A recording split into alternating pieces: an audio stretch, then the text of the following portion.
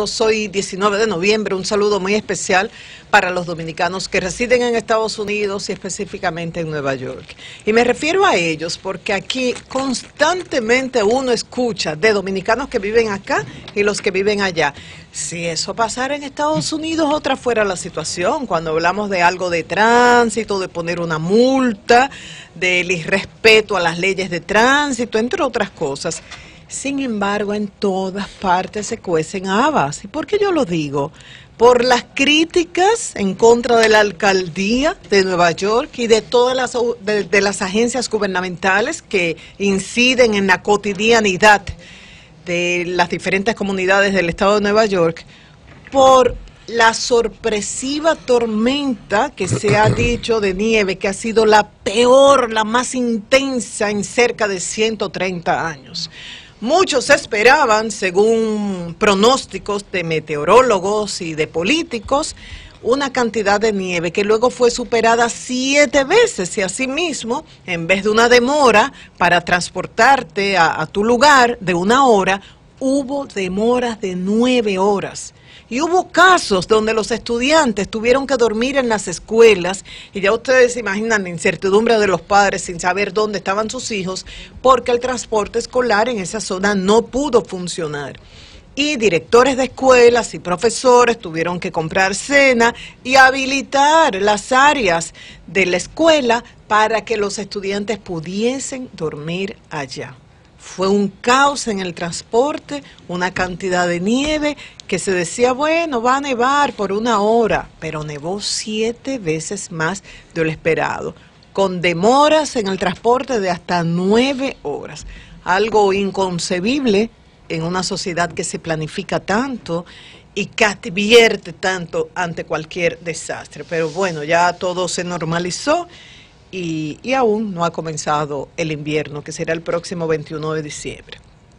Por otro lado, ¿qué donar cuando hay un desastre? Ustedes recuerdan, enero 2010, luego de aquel terremoto de Haití, Dios proteja a Haití siempre, que esas placas de la tierra vayan liberando energía gradualmente. Uno piensa, bueno, productos. La mayoría de la gente dice, yo no dono dinero porque yo no tengo la seguridad de que ese dinero va a llegar realmente a los necesitados. Yo prefiero donar productos y la gente cree que se le está comiendo, donando alimentos, medicamentos, ropa, y aquello fue conmovedor. Las filas de dominicanos y extranjeros residentes en el país dirigiéndose a los centros de acopio a llevar lo que tenían o lo que adquirían para los sobrevivientes de aquel famoso, trágico terremoto de Haití. ¿Y ustedes saben qué? Lo hicimos mal. Y esto provoca un desastre después del desastre natural. ¿Y ustedes saben cuál es la mejor manera de ayudar? Con dinero. ¿Quién lo dijo? Trilce Encarnación. Ella es experta en logística humanitaria y transporte de carga sostenible y fue una de las brillantes expositoras de TED.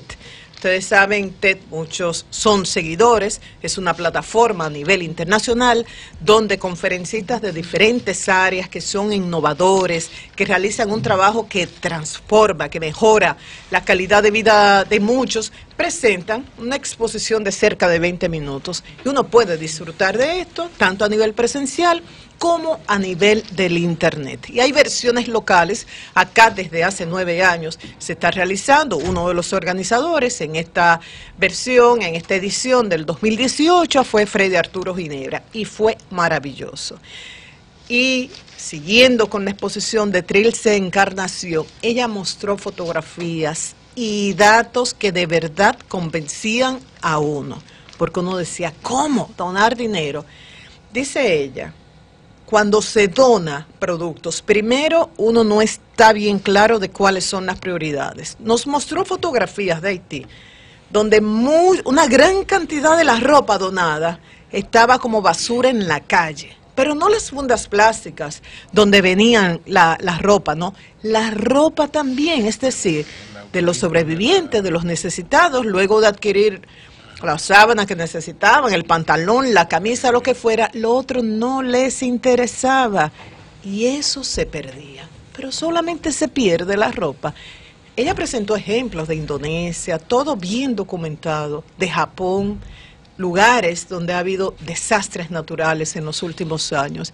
Y por ejemplo, en un caso presentó el ejemplo de una donación de medicamentos que todo el mundo piensa, bueno, esto es una prioridad. ¿Y qué pasaba con estos medicamentos? Que multiplicaban como por 10 veces la cantidad de medicamentos que podía consumir esa población a la cual estaba dirigida. El resto tenía también una fecha de expiración. ¿Y qué hubo que hacer? Destruirlos. Y esto tuvo un costo. Entonces, ¿cuál es el problema de cuando uno dona en productos? Primero, uno no conoce cuáles son las prioridades. Además, se gasta un dinero en transportar, clasificar y distribuir estos productos. Y el transporte de estos productos, que muchas veces no son necesarios, compite, porque hay un espacio limitado para transportar lo que sí es prioritario: personal médico, agua, medicamentos, alimentos específicos. Entonces ella dice, yo entiendo el escepticismo de las personas, pero los medios de comunicación tienen que educar y la población tiene que hacer conciencia de que la mejor manera de ayudar es a través de efectivo, de cash, para evitar un desastre después del desastre. Y está hablando una voz autorizada que trabaja en esto. Dice, ¿qué hacer? Buscar contacto con una organización que tenga redes internacionales. Yo no conozco en detalle esa organización, pero ella mencionó, por ejemplo, el Servicio Social de Iglesia. Ella fue una de las expositoras. Asistir a ese evento de TED fue como una bendición, después de días de mucha indignación por lo ocurrido en la frontera, luego las declaraciones del ministro que esos médicos ni un rasguñito habían tenido, la condena de Marlene, una serie de hechos. Asistir a este evento de TED fue como beber en una fuente de motivación, de inspiración por los expositores de allá. Yo lo había visto en una exposición anterior y fue maravillosa, la del joven, yo creo que no llega a los 30 años, Marcos Rodríguez. Él es herpetólogo, especialista en reptiles y anfibios. Y hablaba, ustedes saben, esos científicos apasionados, pero que te presentan las fórmulas y te lo documentan todo. Así él decía, así hay una información que se guarda en el ADN y hay una información del planeta que está en los bosques. Y él decía, a mí me sorprendió, yo desconocí ese dato, que reforestando no se logra recuperar la información contenida en los bosques primarios que estamos destruyendo. Decía, en el caso de Haití, que apenas tiene 1% de cobertura boscosa, es el país que tiene mayor número de especies en vías de extinción. Y dice, ya eso no se puede recuperar, aunque tiñamos de verde esa mancha marrón de Haití.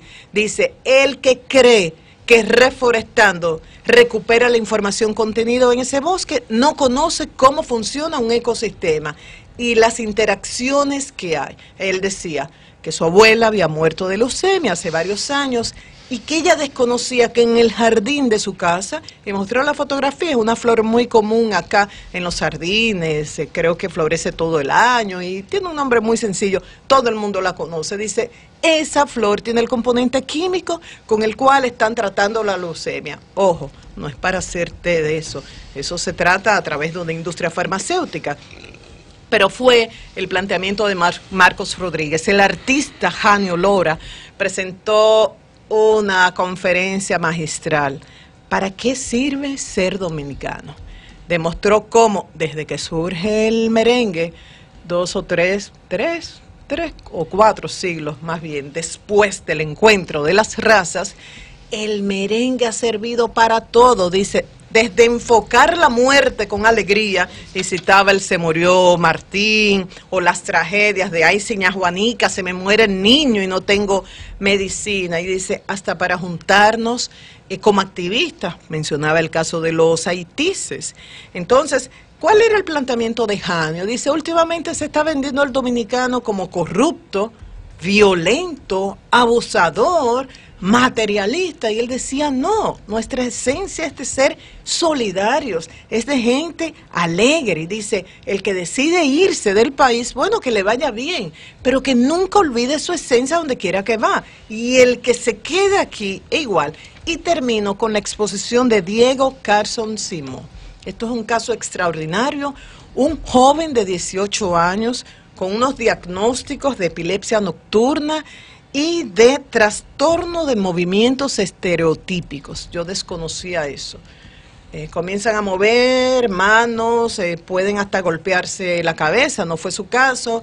Comienzan a darle medicamentos, termina un poco drogui, entonces no pueden dormir, hay bullying en la escuela, o sea, era un desastre la vida de este joven por la cantidad de medicamentos y todo lo que vivió, y él lo expuso. Es un orador natural, 18 añitos tiene, y en un momento dado era condenado a vivir con esos medicamentos toda la vida, como drogui, como un zombie, estaba engordando, destruyendo el presupuesto familiar, y en un momento dado la madre, que gracias a Dios es una excelente coach, psicóloga, Claudia Simón, dijo: cero ese tipo de terapias, cero ese tipo de medicamentos, yo manejo la situación. Él dice, se acaba de graduar con honores del Colegio San Judas Tadeo. ¿Por qué destaco esto?